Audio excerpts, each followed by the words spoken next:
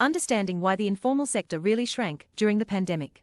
It was not because of micro and small informal firms transitioned to formality, but because they were squeezed out by large formal enterprises. Migrant laborers leaving Delhi. In 2017-18, as per the latest official statistics, India's informal sector accounted for approximately 52% of its GDP, employing 82% of the total workforce. These ratios have broadly remained unchanged over the last decade.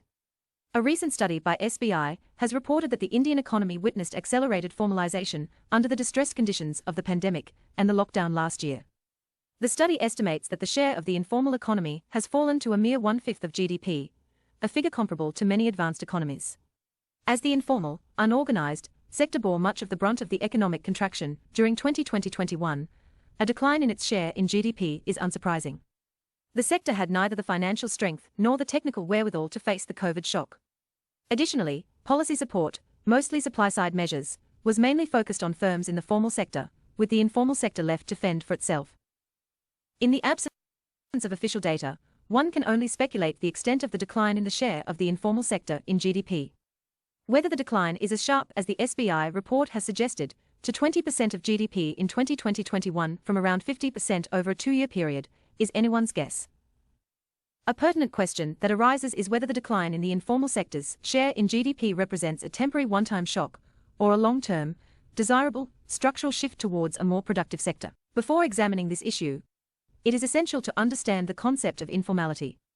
The ILO's globally accepted framework for definitions is as follows. Informal sector enterprises are defined as private unincorporated enterprises owned by individuals or households that are not constituted as separate legal entities independently of their owners, and for which no complete accounts are available that would permit a financial separation of the enterprise's production activities from its owner's other activities.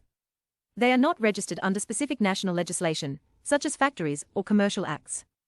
Formal workers in India, on the other hand, are defined as those having access to at least one social security benefit such as a provident fund or healthcare benefits. Transitioning to formality requires a reduction in dualism in production and an improvement in employment quality. Undeniably, the informal sector's share in GDP is likely to have shrunk due to the COVID shock. However, alarmingly, the purported decline in the informal sector's share in GDP has not been accompanied by an expected reduction in its employment share. Data from the official Annual Period Labour Force Survey, PLFS, 2017-18 and 2019-20, where the latter includes the period of the COVID shock from April to June 2020, shows the following. The employment share in non-agricultural informal enterprises has increased from 68% in 2017-18 to 69.5% in 2019-20. These figures do not include the agricultural sector, where employment is almost entirely in the informal sector.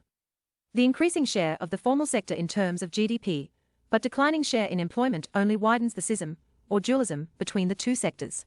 What is more, if the informal sector is producing as small a share of GDP as suggested by the SBI report, but employing as significant a share as suggested by PLFS data, it means that much of India's workforce is engaged in low productivity and low-paying work.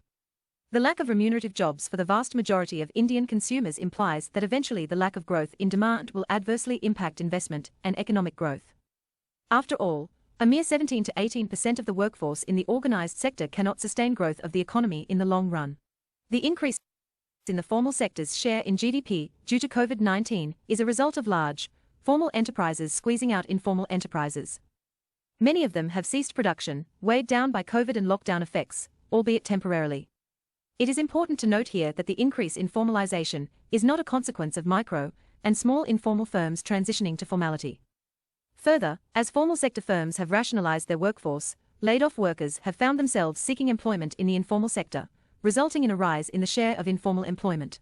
Over the last 5 years, the economy has officially witnessed a significant drive towards formalization. This push has entailed significant efforts to register firms under relevant laws and obtain a tax number. However, it is crucial to recognize that firms exist in the informal sector for various reasons, and not simply to evade regulations and taxation. Many own-account enterprises and MSMEs cannot afford to survive in the formal sector due to their low productivity. For such enterprises, formalization is not simply about legal considerations.